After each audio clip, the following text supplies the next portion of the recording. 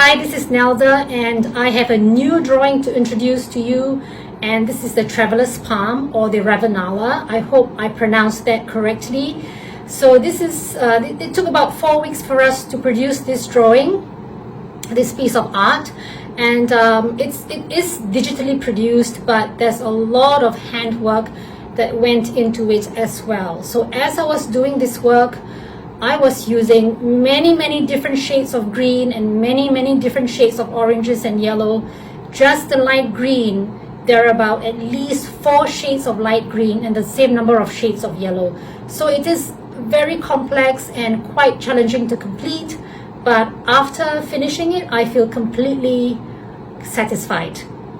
Okay, so about the Traveler's Palm or the Ravenala, I'm sure you've seen it around, especially if you are living in a tropical country, and it's actually native to coastal African countries like Madagascar, but in Asia you might see it a lot, more as an ornamental plant. It's very beautiful, very magnificent, and I love it very much.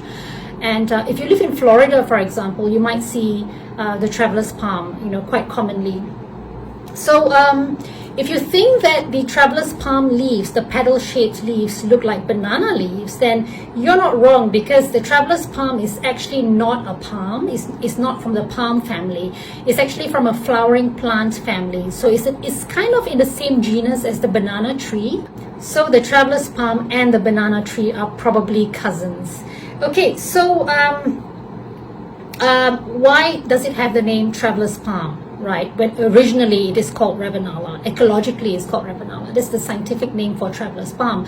But it's called the Traveler's Palm because for 2 reasons. The stems that come out of the Traveler's Palm actually collect rainwater. So for some people, they think that it serves as an emergency source of drinking water for travelers. But in reality, the water is actually quite murky and dirty, and you do not want to drink the water off the Traveler's Palm directly. So you always want to purify your water, right? Okay. So secondly, it's probably because the leaves of the Traveler's Palm kind of fan out in an east-west direction. So it kind of serves like a crude compass for travelers. Okay. So these are the 2 possible reasons why the Ravenala is called the Traveler's Palm. So why am I inspired to draw the Traveler's Palm? I like it. It's a beautiful plant, and I saw it outside my neighbor's house one day. All of a sudden, it's always been there, but on that very day, it caught my attention. And it looked very poetic to me, and because the leaves were fanning out in that, if you see in this artwork, it's fanning out from green young leaves and getting older and older, and the older leaves at the bottom are yellowing and they are kind of a little bit brownish in color, right? And the leaves are also fraying off and tearing up. Okay, they're broken up a little bit at the bottom. So this kind of reminds me of our own life's journey. We start off as green young people, and then we go through life and we become older and wiser. So for a lot of us, we embrace old age and we age gracefully, and perhaps even looking forward to old age. But there's still some of us who are kind of growing old and kind of still hanging on to our youth and to our health and to our way of lives.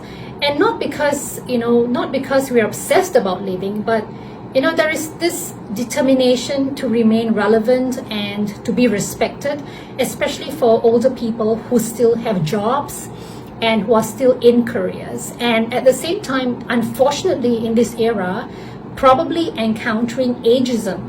Ageism is, prejudice and discrimination based on age.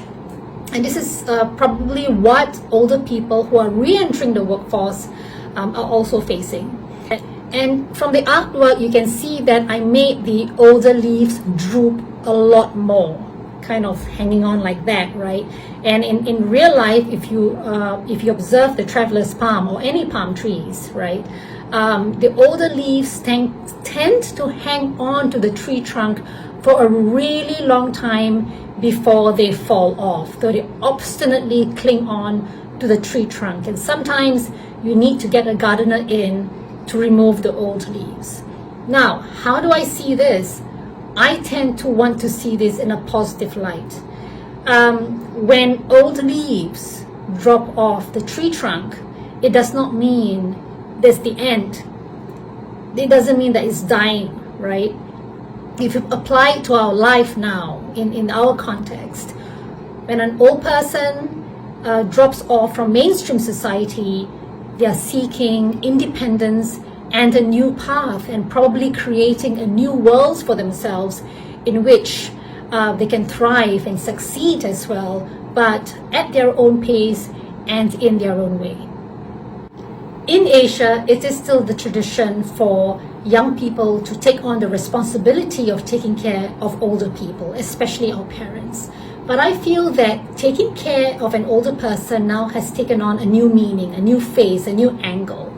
So we're not taking care of older people as if they are dependents, but we're taking care of them by giving them support as they seek independence, as they seek to do things for themselves, be it going into a new career or getting a new job.